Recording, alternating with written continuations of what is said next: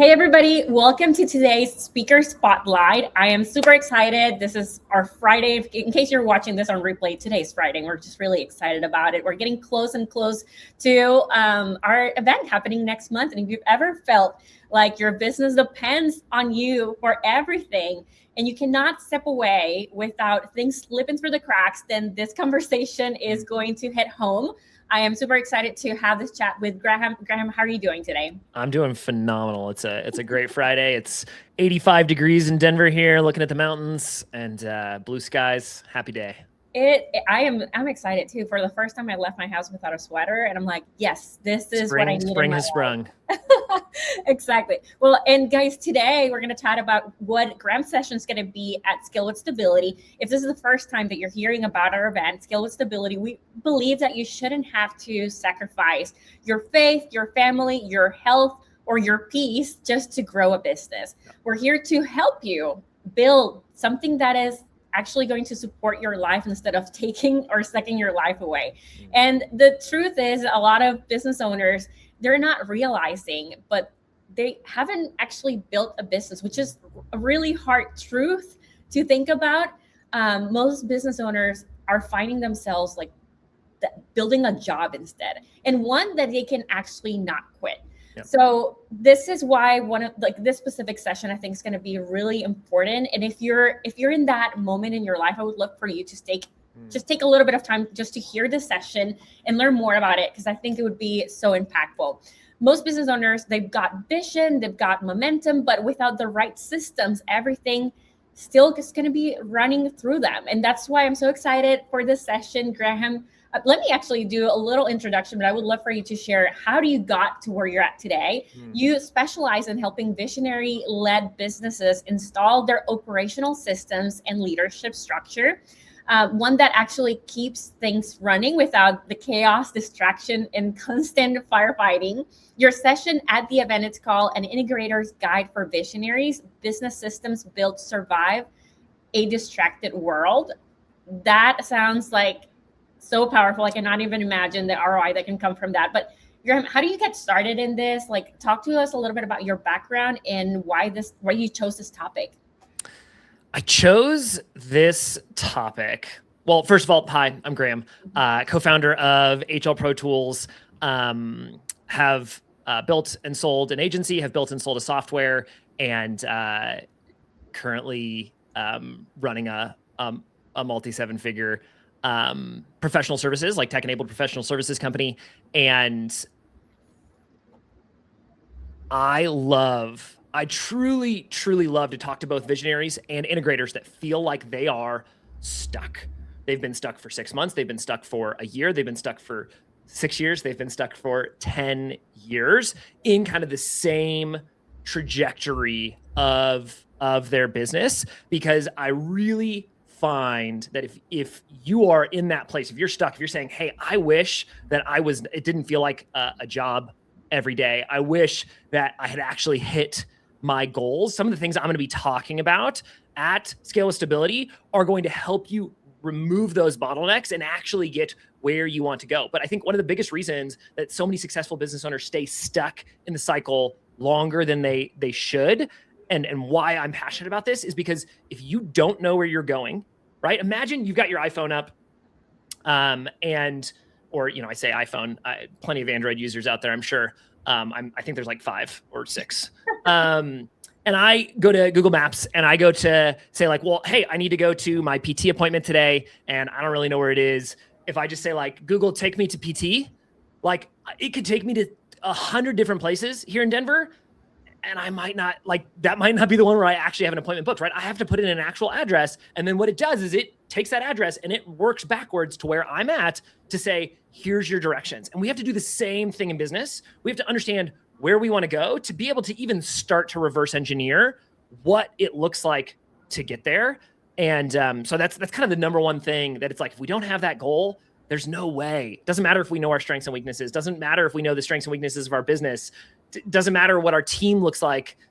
We're probably not, you don't just wander into success of your goal. Like if you don't have a goal, you wander in the wilderness. I love the perspective that you're bringing to this topic, because not only have you done it, and you've done it from like the operational standpoint as well, but you're actively working with Matt, your partner in crime, and everything else on this business, and created this from scratch together. And one of the things that, like we talked a lot about, and connected on this, is the power of having that relationship, that partnership between you both. And whether you're like actual partners in business or not, I feel like that is such a crucial dynamic and relationship that every business owner really needs to have. And so I would love for you to just talk about, the relationship between what we call visionaries and integrators, like somebody that has like more of like the vision of the business, and another person that's actually the doer. I'm curious of like, for those that don't know, first off, like they're unfamiliar to this like terminology, because it's a lot of like e-myth, like in every business book, I think it's like very clear. But for those that are new to this topic, like what is this relationship, and why is it so important? I can't help but kind of compare it to a marriage when it's at its best. But I think the reality is we all have strengths and weaknesses. And it is much more impactful if I have a strength, let's say that's an 8 out of 10. If I take that to a 9, like I am now in the top 90%, just to do easy math, of that strength, which means I have a unique ability to solve things using that strength, compared to folks who maybe are a 3 or a 4 in that strength. And so it is better for me, instead of trying to get everything kind of up to like a 5 or a 6, so take my weaknesses and work really hard to go from a 3 to a 4, you're like, that doesn't really make that much movement. So for a business to grow and grow fast and hit its goals, I'm not saying you can't do it the hard way, but if you want to do it the easier way, it is better to find people who insulate against your weaknesses. And I think that's the best visionary integrator relationship, is they insulate against each other's weaknesses, especially the integrator insulating against the visionary's weakness. I think I have a hot take on this. A lot of folks say, hey, visionary integrator of equal importance. And I'm like, yes, but the visionary can create success without an integrator. I'm not saying it's going to be long-term success. I'm not saying it's going to be as big as that visionary wants. I've almost never seen an integrator or a pair of integrators create success without the visionary. And that's me as the integrator saying like, I am less valuable than my business partner. And that's okay. And so I think recognizing that you have those strengths, they have those strengths, you insulate against each other's weaknesses. So the more opposite that you can be, the better. And that is what really allows a business to grow, because the visionary can stay in their zone of genius, which is value creation, communication to the team, strategic partnerships. Those are kind of often, the visionary roles. And the integrator gets to take that and make it come to life and really build the systems and the team around the visionary. And that working together is what allows a business to go far, fast, and for a long time. And I love that you're like talking about the business from like a very humble standpoint. Like it takes humility, I think, to realize, like where my strengths are at, like where my weaknesses are, and how can we work together. But even from a biblical standpoint, right? Like if we're talking about faith-driven business owners, like we are all part of a body, and we'll have our specific gifts and opportunities, for us to create change and an impact in the world. And the more that we work together and less, like apart, and pretend that I am the I, and like I can be by myself, like in the body, I think the easier things will go. Now, this is not always easy. You guys have had, I think, in my opinion, one of the most successful relationships that I've ever seen and got to experience, because it's not just that I'm telling you guys, I've gotten to be in the room with Matt and Graham. And obviously I'm not in, like your difficult conversations, but just the years that you guys have been together and what you've been able to achieve together, I think it speaks a lot to this. The opposite, of that, right? Like at the best, it's what you guys have been able to accomplish. The negative side of that, right? Like when you're not able to really define, maybe the relationship, understand, the strengths, so that way you can appreciate those strengths, on the other person, instead of, like pointing out like what I'm doing. Because I think that happens a lot in relationships, right? And I see it especially with CEOs and COOs at whatever degree you have in your business, whether you're like the business owner and you have like an operations person, or your assistant, whatever that may be. What do you think is like what breaks down when the relationship isn't clearly defined or structured? That's good. I think I would consistently point back to the metaphor or the actual relationship of marriage. So like my wife and I we did not have an arranged marriage. Would have worked out well, I think, but we did not have an arranged marriage. We dated for a while, right? Like we became friends for about a year, dated for about 2, engaged for about 6 months, and then we've been married now for about 11 years. And that takes time to build that level of friendship, that level of trust, understanding how each person reacts in stressful situations helps you understand, like, is this somebody that I can see, even though they're not perfect and I'm not perfect, and we have plenty of sin and plenty of issues to work through, and we always will, that it is, it's something that takes time, and it didn't start with the ultimate commitment. And I see so many people be like, I found somebody, or I talked to somebody who shares my vision. I think they have opposite skill sets of me. We created a partnership. They now have a profit share. They now have equity. And you're like, I hope that goes well for you. But I think it is easier in this world. Like, divorce and business divorce happens regularly. I talk to people all the time that are on the recovery from a business or a real divorce, and it is messy and it is hard and it is brutal. And so I think the first thing that I see that creates breakdown in the relationship is if you move too fast, too quick. I think Matt was ahead of his maturity level when we started working together, because we didn't do that. He convinced me somehow to take a 50% pay cut, leave my job as a well-paid CPA, on my path to make partner, and brought me over to try and help build this agency that he was building. And I came on as an employee. I came on not as a business partner, and it took a year and a half of working together, staying up sometimes till 2 a.m., getting through those stressful situations to be like, oh, not only do we work well together, but when crap hits the fan, we actually become stronger, not weaker. And you got to go through those moments. You got to live life together. You got to have that in order to see if it's going to work well. And I'd say in that first 18 months before we really became partners, we were working on defining the relationship. And so we weren't sure whose skill set was what. We weren't sure what that looked like. And it just took time. But like, as we spent that time where either person could leave if they needed to, could shut it down if they needed to, we were able to define the relationship. So I think that time aspect, anything in business, right? Time is on your side. Everybody wants to achieve the goals immediately. And it's like, no, time is on your side. Time is on your side. The more you can have a long time horizon to get to your goals, the healthier your experience is going to be. It really is all about communication, and I don't think you can ever over communicate things. I think it's always your biggest tool in building those relationships. Yeah. Now, thinking about some of the business owners that are going to be attending the event, not everybody is at that CEO, COO level, Totally. where you have like multiple team members. A lot of people might be just getting that relationship just like defined, like they're like maybe testing, hiring new people.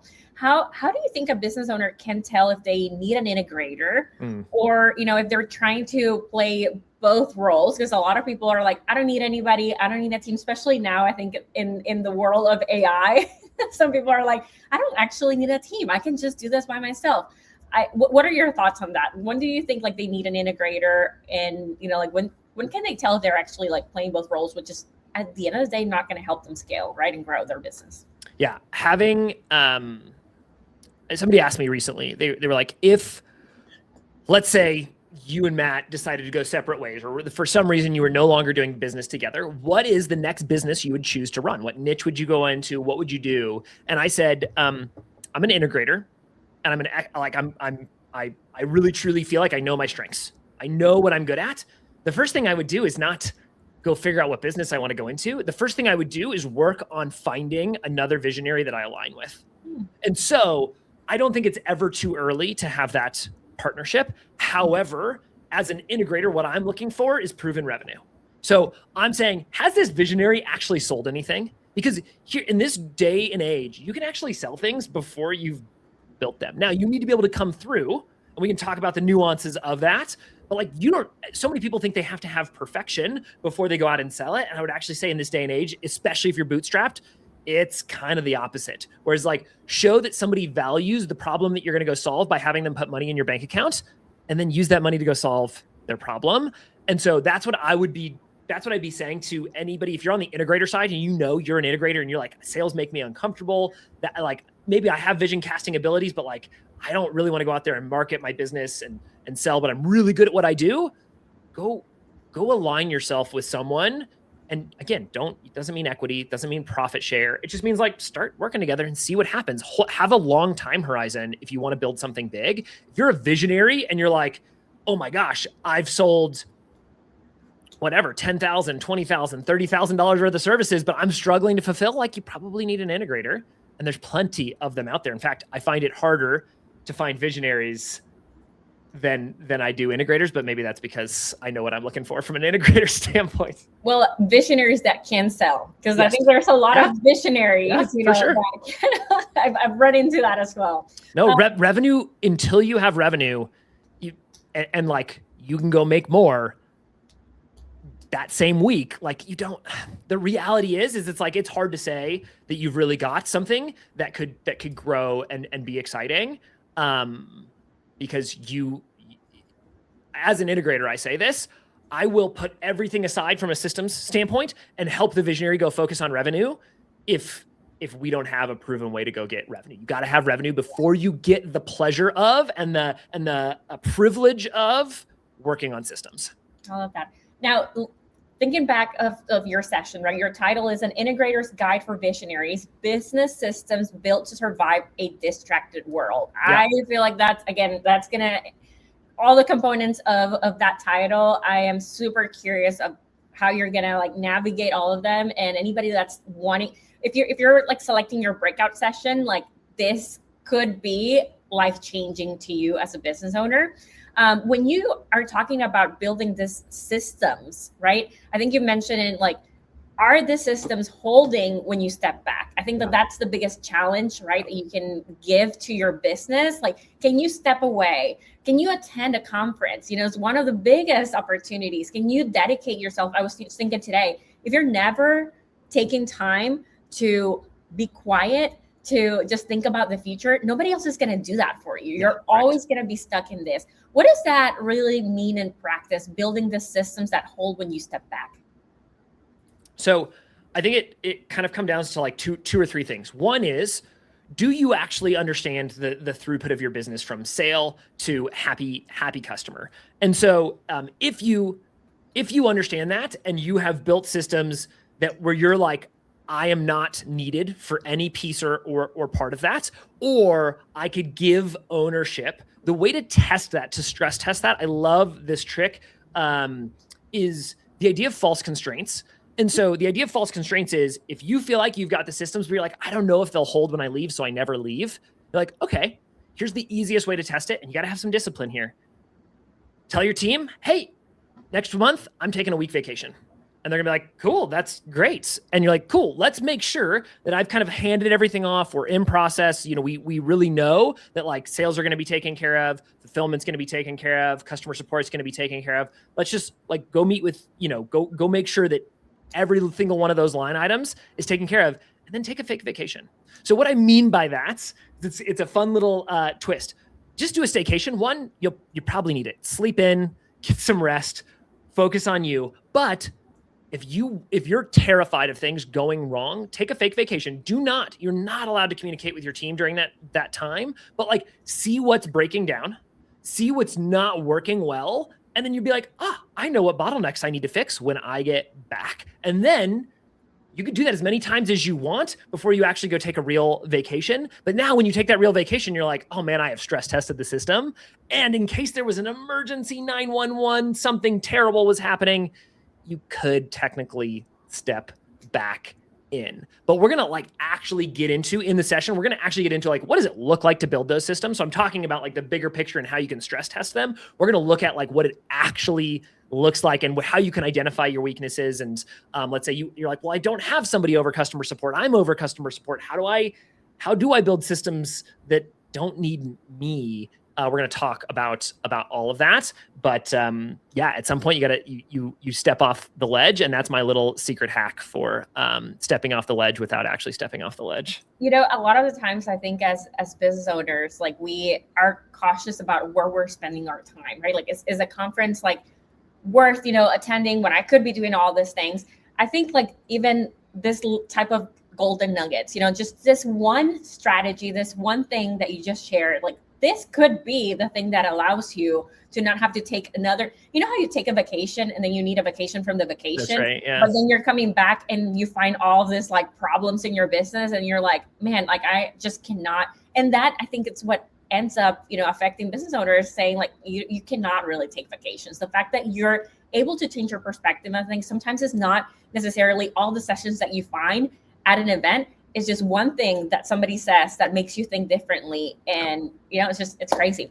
Now, as people are evaluating, like the systems, because you talked a lot about them. And I believe that you mentioned that you're going to share different systems that you're going to be focusing on throughout the session. What framework do you use to evaluate whether something is worth pursuing or is just a shiny object? Because I feel like that is one of the biggest issues that business owners have as well. Like everything could be fixed today. Like everything could be fixed, right? But what needs to be fixed?